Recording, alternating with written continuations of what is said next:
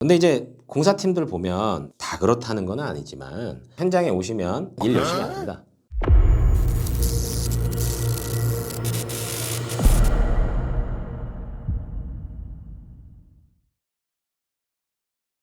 처음에 현장 체크를 굉장히 잘해야 된다고 말씀드렸던 이유가 뭐냐면 현장 체크를 제대로 하지 않았을 때 돌발 상황들이 생겨요. 변수들이. 뭐 예를 들어서 되게 낡은 건물인데 철거하기 전에는 그 내부가 어떻게 되어 있고 건물 슬라브나 이런 부분들이 어떻게 되어 있는지 잘 모르거든요. 철거를 해봐야 알아요.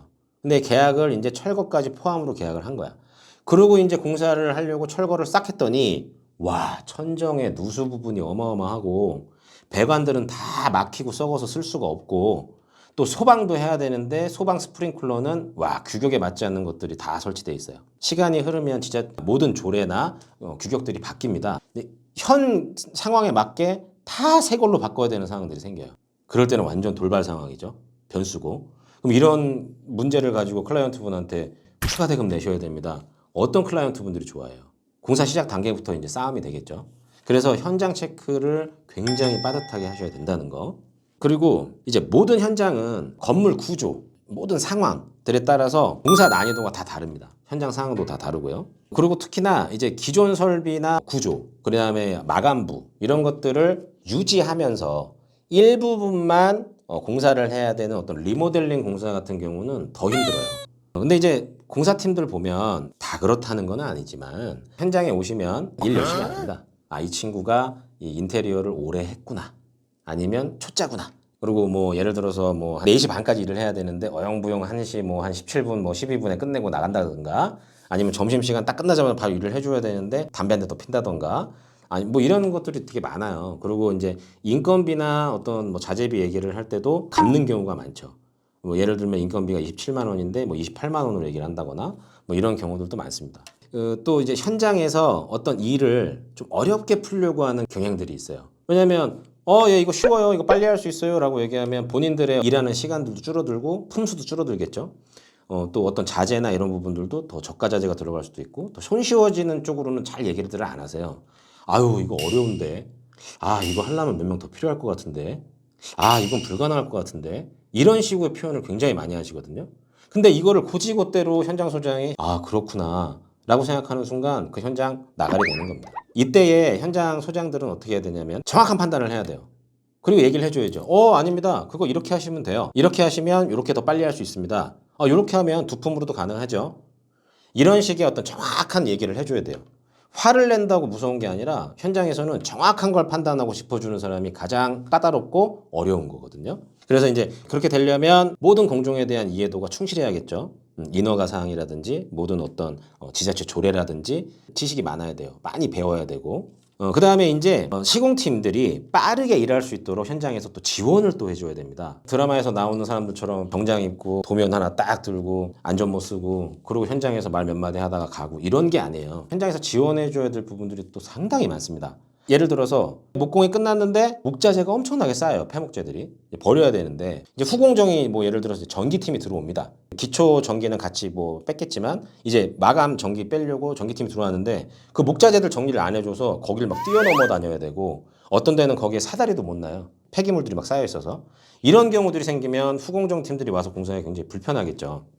그리고 이제 목공팀이 많이 일을 하는데 부자재 준비가 덜 됐어. 중요 자재들은 들어와 있는데 그 자재를 시공하기 위한 어떤 타카핀이라든지 실리콘이라든지 뭐 본드라든지 이런 부분들이 부족해. 아니면 주요 자재가 덜 왔어.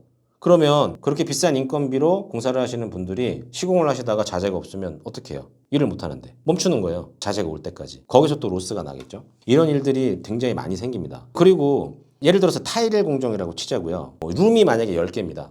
근데 룸마다 시안이 다 달라요. 바닥에 붙는 거, 벽에 붙는 거, 타일 종류가 다 다르겠죠? 근데 이제 타일을 자재 발주를 합니다. 그랬을 때 이제 타일이 오죠. 그러면 타일이 왔을 때 그 타일을 하차해야 됩니다. 그리고 하차를 할 때 그냥 하차를 하는 게 아니라 보통 타일량이 어느 정도 되면 이제 파레트로 오거든요. 그럼 파레트를 뜰 지게차를 불러야 돼요. 제때에 맞춰서 지게차 불러줘야 되고 그렇게 지게차로 떴을 때 이제 현장이 1층이어도 그 위치까지 가야 되고 2층이나 뭐 지하 같은 경우는 자재 양중을 해야 됩니다. 이제 그런 양중 인력도 미리 세팅을 제 시간에 해놔야 되고요. 그 다음 그 자재 양중도 어떠한 한 포인트에 바닥 타일, 벽 타일, 뭐 위생기구 다 때려 쌓아 놓으면 정작 비싼 인건비가 들어가는 타일 시공팀들이 와서 1번 룸에 들어가는 타일 들고 가서 시공해야 되고 또 저쪽 10번 룸에 있는 타일 들고 거기까지 가서 또 시공해야 돼요. 이런 시간조차 사실 아까운 거거든요. 이 타일은 1번 방으로 놓으세요. 저 타일은 10번 방에 놓으세요. 그럼 다음날 타일 시공팀이 왔을 때 자기가 시공해야 되는 타일이 제 위치에 따다닥 와 있는 거예요. 부자재까지. 그럼 일하기 얼마나 편하겠습니까? 그런 식의 현장에서 해야 되는 일이 너무 많아요. 그리고 짜증나는 일이 또 하나 있습니다. 근데 이런 것들은 거의 비일비재해요. 뭐냐면 현장에서 처리해야 되는 민원이에요. 민원. 공사를 하다 보면 소음도 발생할 수 있고요. 또 먼지도 발생할 수 있고요. 시공팀들의 주차 문제, 여러 가지 상황으로 민원 소지가 계속 생깁니다. 그런 부분들을 계속 해결해 줘야 되고요. 그리고 한 층짜리 건물에 인테리어를 하는 경우보다는 여러 매장들이 질비해 있는 집합 건물이나 상가 건물에 인테리어를 하는 경우가 굉장히 많거든요. 그럴 경우에는 우리보다 먼저 들어와서 영업을 하고 계신 분들에게 조율하는 부분, 저희가 이제 시공을 시작하는데 이런 부분 조금 조심하겠습니다. 문제가 되는 부분이 있으면 연락처 드리고 아니면 공사 안 내면 게재를 하고 저희한테 연락을 주시면 바로 즉각 처리하겠습니다. 공사를 하다 보면 방수를 하는 과정에서 기존 배관들 라인이나 이런 데서 물이 좀 흐를 수도 있어요. 그런 게 예를 들어서 밑에 층으로 떨어졌다. 또 그것 때문에 또 난리가 납니다.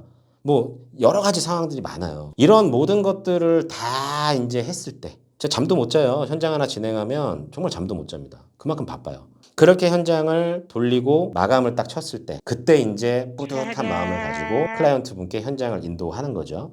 그리고 또 하나 공사가 다 끝나고 오픈을 시킨 후에도 하자 보수를 받으려야 됩니다. 기업 이혼을 극대화하려면 보수를 없게 해야 돼요. 오늘 얘기한 부분들 잘 지켜서 하자가 나오지 않게 하는 거예요. 하자가 나오면 우리가 출동해야죠. 또는 하청업체가 출동해야죠. 인건비가 발생하고 시간이 발생하고 경비가 지출이 됩니다. 그것들이 계속 발생하다 보면 어떻게 돼요? 번 돈 다 까먹는 거죠. 기업 이윤은 계속 깎이는 거고. 그래서 하자 발생을 안 하게 하는 공사가 가장 또 중요하고 그다음에 이제 하자 보수도 또 책임감 있게 좀 해드려야겠죠. 이런 부분까지가 이제 인테리어인 거예요. 제가 굉장히 좀 긴 얘기를 했는데 인테리어 나도 좀 해보고 싶다라고 생각했던 분들 또는 지금 인테리어를 하는데 난 왜 이렇게 힘들지? 난 왜 이렇게 발전이 없지? 라고 생각하는 분들이 이 영상을 보셨다면 그래도 열정 있으신 분들은 하나하나 개선해 나가면서 인테리어 하시려고 할 것 같고요. 그게 아니라면 직업을 바꾸시지 않을까 저는 좀 이런 생각을 해봅니다.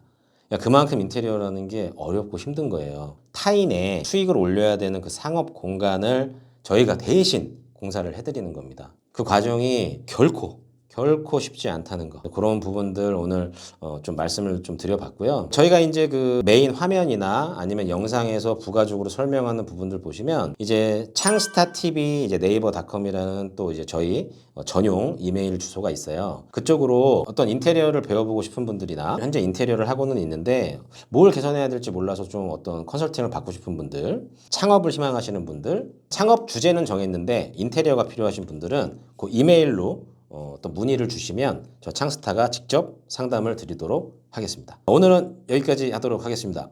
안녕!